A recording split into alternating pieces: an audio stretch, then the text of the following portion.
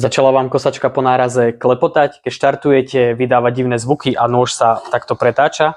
Môžu za to práve strižné kolíky, slúžia na to, aby ten nôž ostal v polohe. Pokiaľ sú odstrihnuté, nôž sa najmä pri štartovaní pretočí a práve to vydá ten klepotavý zvuk.